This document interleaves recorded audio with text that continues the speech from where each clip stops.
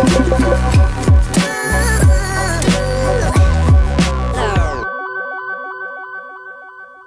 everyone and welcome back to my channel. If you're new here, my name is Kaylin and today I wanted to talk about my plans for my no-buy year in 2025 and just about how I am planning it out and the rules I'm making and what I want to focus on doing next year in terms of setting like goals for myself, because I think that is what will keep me motivated to stick with my no-buy, and I just think it really helps to write things down.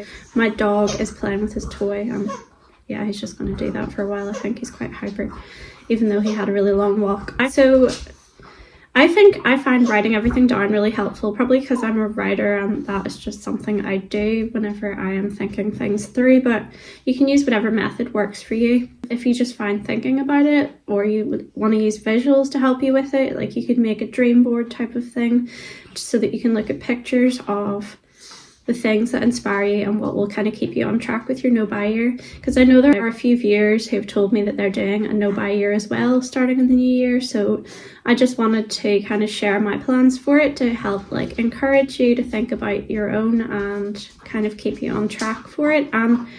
I realized like December goes so quickly. My kids' school has so much on and it's just such a busy month that I realized that January will come around very quickly and I want to know what I am doing before it all starts, and I actually am really excited about it. I think it'll be a fun challenge and I can't wait to see what a difference it makes to my finances as well and just my state of mind. I listed the reasons why I want to do it, and I think it's important to hold on to those and have them somewhere where you can look back at them, because then you have something to refer to if you feel your motivation kind of dying away throughout the year. Because in a way, like a year it's quite a big commitment and it's quite a long time.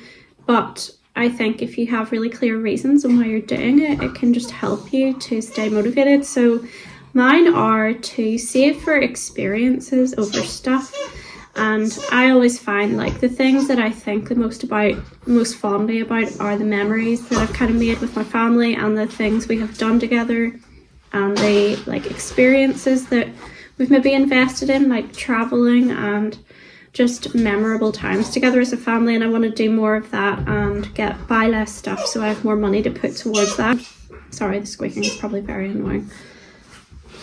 I'm just happy he's not barking. I want to build up our emergency fund because I feel like at the moment we have a little bit of one, but it's not really enough, and I kind of have dipped into it a couple of times over the last few months for various things that have cropped up. So yeah, I just want to get more of an emergency fund in place. And for environmental reasons, like because I want to be less wasteful and be more of a conscious consumer, and I'm starting to realize like the amount of consumerism in our society, and I want to kind of fight back against it. I want to curb my impulse buys because I think I can be quite impulsive, and I will see something sometimes, and if I don't have a rule in place I will just buy it at the time, and I want to stop myself doing that. I swear my dog goes nuts as soon as I hit record. And then I also want to declutter, and that is a big reason why I'm doing it too, because I want to focus on having less stuff and clearing out what we do have and not bring in any new stuff that's adding to that, because it's just giving me more decisions to make. So I feel like I have quite a lot of reasons why I want to do it, and hopefully those will help me to stay on track.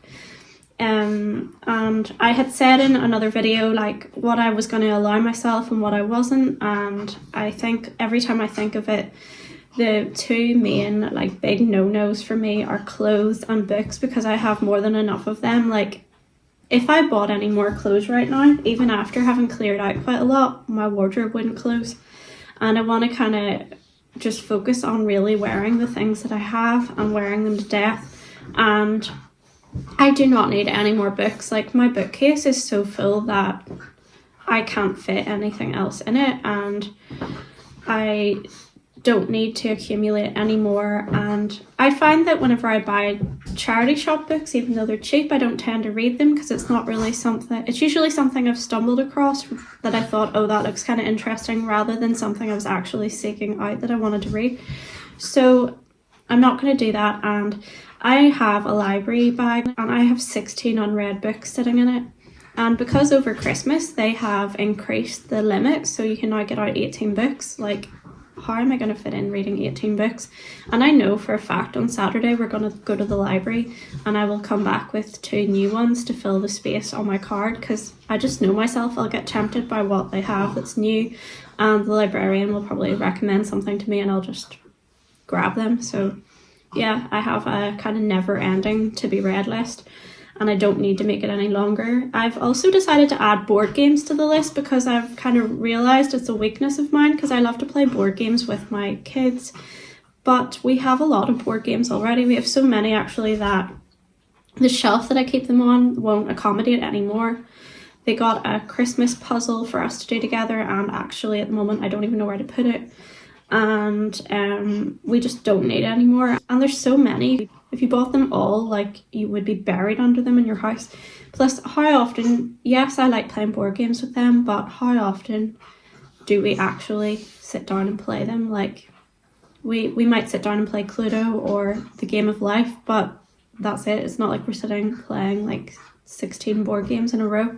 I'm not going to buy any new subscriptions because I have enough between Wild and Netflix, and I kind of want to look into my like TV subscriptions, because at the minute we have Netflix, we have Disney Plus, which is an offer for $1.99 a month, which my kids use, and we have Prime because I still haven't cancelled it, and I was using it over Christmas time for presents to get the free delivery, but I don't know if I'm going to keep that up. I feel like in some ways it is helpful to have the convenience of it, but I don't really love buying from Amazon, and we don't use Prime Video much. My kids watch Happy Kids, but they don't really watch Prime, so, and I rarely use it, maybe for a film now and again, but yeah, I don't know. I know that a lot of people recommend having one subscription service at a time, and I don't know. I would easily manage that on my own, but with my family I'm not as sure, because I feel like they have different tastes, and one person might like Netflix and use it all the time, but then another one is always on Disney. So I'll have to think about that. I'm not going to buy, as I said before, any new craft kits till I've used everything in the house, and no new decor. I will make exceptions for replacements, things like, for example, I'm really hard on my tights and I only wear tights. I don't actually own any trousers other than one pair of leggings.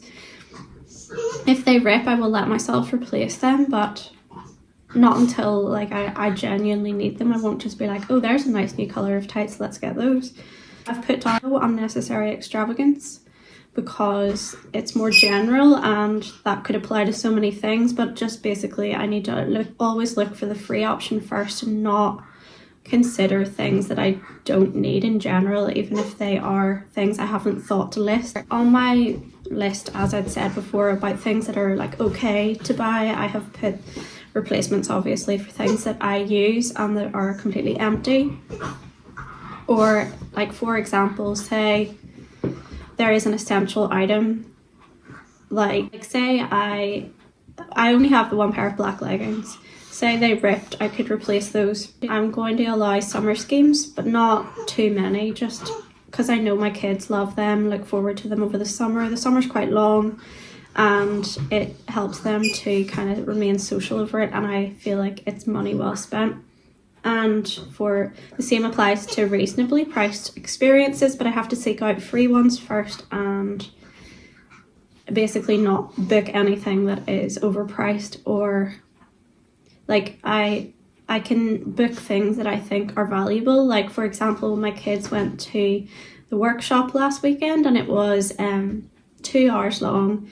They got to do a tour of the whole art gallery and they made like artwork based on it, and they really enjoyed themselves. And I had 2 hours in the cafe where I got to finish editing my book that I published, and like that kind of thing, it's just invaluable for both like them like and my mental health too. So I will allow things like that, just not all the time. Like I will really try to always go for free experiences.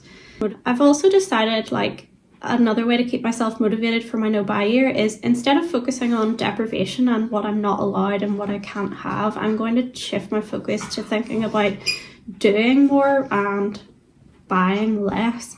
So I want to put all my attention on things like my art, having projects that keep me inspired and motivated that I can work on every day, making gifts for people because that keeps me busy and I just enjoy doing that, and I want to be more thoughtful about the things that I make and make things that are kind of tailored to specific people. Plus I love baking for people and stuff like that. There's going to be so many weird sound effects in this video, sorry. Now I think I've got his ball under the tree. I want to spend as much time as possible in nature and really enjoy the seasons and just like walk a lot and get plenty of exercise, go swimming regularly, and basically keep myself really busy so I don't have time to think about, oh, I don't have this or I can't do that. Like, and I don't feel that way about it. Like I don't view my no-buy year as something to dread, but it's good to focus on the positive things that you can do instead of thinking about the negative, like things that you're not allowed. I want to experiment more with making more of my own coffee syrups because I feel like that's been really rewarding and they taste much better than the shop bought ones, plus it encourages me to drink coffee at home all the time. I want to continue with my crochet projects and get better at it. I wouldn't mind trying to learn how to make some little animals, and because so far I've just made a scarf, I've started a blanket, I've made some hats, but I haven't made any like little teddy chefs. Sorry, he's completely nuts. I hope this isn't really annoying. And then I also just want to finish the things that I have been putting off doing, like for example the cross stitch wreath. I have an autumnal wreath that I have been very slowly working on now for 1.5 years, and I want to just get it done. Like I want to kind of make a promise to myself that I will have it finished in time for next autumn. Basically, like I'm also sick of looking at it now and it would be nice to just have it finished. So I think it'll give me more, it'll kind of open up more time to do the things that I put off doing, even boring things like attending to appointments and paperwork and all that. So I definitely think that to have a positive experience, you kind of have to think about all the things you are allowed to do and to be really clear with yourself about what are your reasons for doing it and why they're so important to you, and have them somewhere that's easily accessible so you can come back and to it and remind yourself of what they are and kind of re-motivate yourself, because like you probably will, if you're doing a no-buy year, have moments when you kind of flag a bit, but it's just remembering why you're doing it and motivating yourself to keep going. So I hope this is helpful to somebody, and thanks for watching and putting up with all the dog grunting and squeaking, and I will make another video soon. Don't forget to subscribe. I'll see you soon. Bye!